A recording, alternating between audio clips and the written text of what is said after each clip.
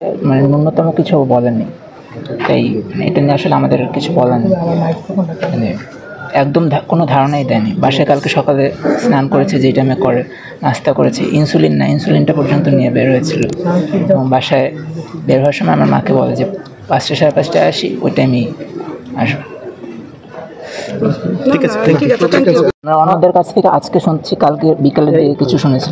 বাসায় এসে কিছু বলেন, সকালে নাস্তা করেছিল, স্নান করে তারপর গিয়েছে একদম নর্মালি। আমার ভাগনা, আমার বোনের ছোট ছেলে, তার সাথে একটু খেলাধুলা করেও গেছে। এবং যাওয়ার সময় আমার মাকে বলে যায় যে যাচ্ছি, 5টা সাড়ে 5টা আসবে, আসতে নর্মালি ওই টাইমে ফেরত আসে উনি। আর ফোন নেয়নি সেটা নিয়ে আমরা অত ইয়ে করিনি, কারণ ফোন মাঝে মধ্যে রেখে যেত, তাই আসলে অত সন্দেহ করার ওনার সাথে কি কোনো রকম কারো কোনো মানে মতের মানে আমাদের জানার মতো তো কিছু ছিল না। বাসায় তো কিছু বলেও নি। এর আগের 4 দিন বাসাতেই ছিল ছুটিতে, তো আমরা ভেবেছি নর্মাল ছুটি। এখানে একটু বলি যে উনি আমার দাদা বিভুরঞ্জন সরকার কালকে সকালে 10টার দিকে তার সিদ্ধেশ্বরীর বাসা থেকে বের হয়েছিল,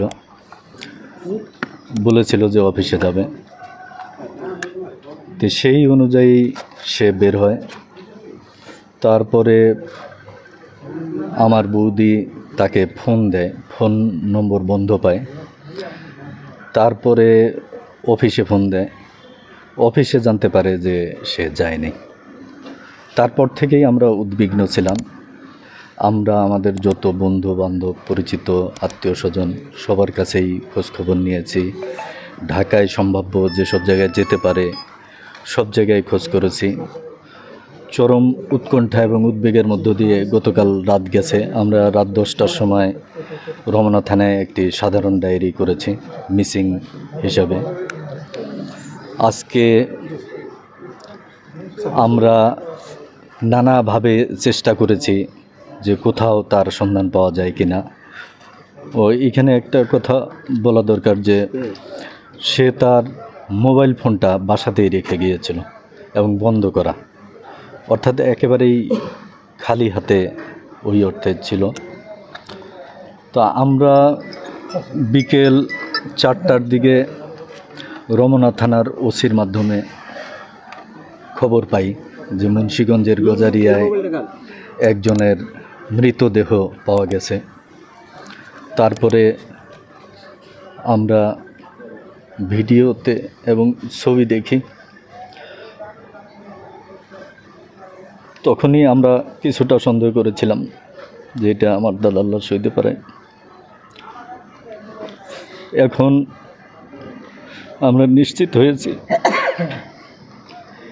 এমন ঘটনা কিভাবে ঘটলো, এটা আত্মহত্যা না খুন না পরিকল্পিত কোনো কিছু আমরা জানি না।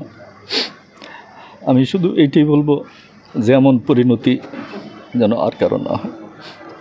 আপনাদের ধন্যবাদ।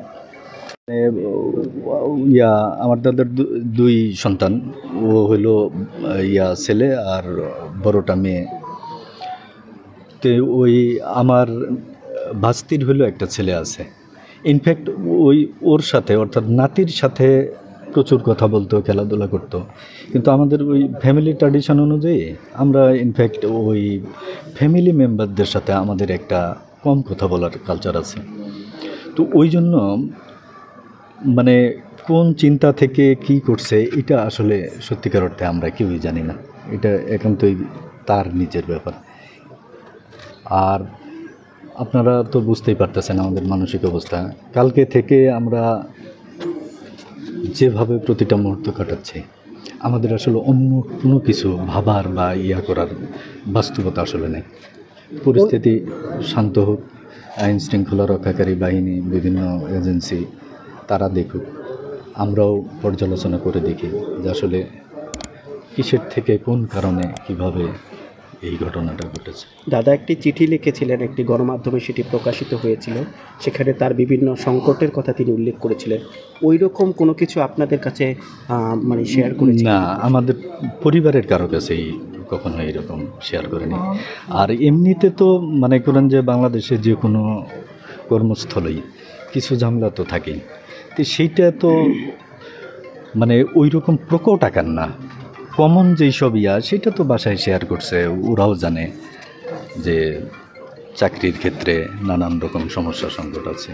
আমি জানিয়েছি কিভাবে উদ্ধার হয়েছে এবং আমরা অপেক্ষায় ছিলাম তার পরিবারের সদস্যরা এসে তাকে শতভাগ নিশ্চিত করার জন্য। এখন তার ছোট ভাই এবং ছেলে আসছেন, ওনারা দেখেছেন, দেখে নিশ্চিত করেছেন যে এটা ওনাদের মিসিং হওয়া সাংবাদিক মহোদয়ের লাশ।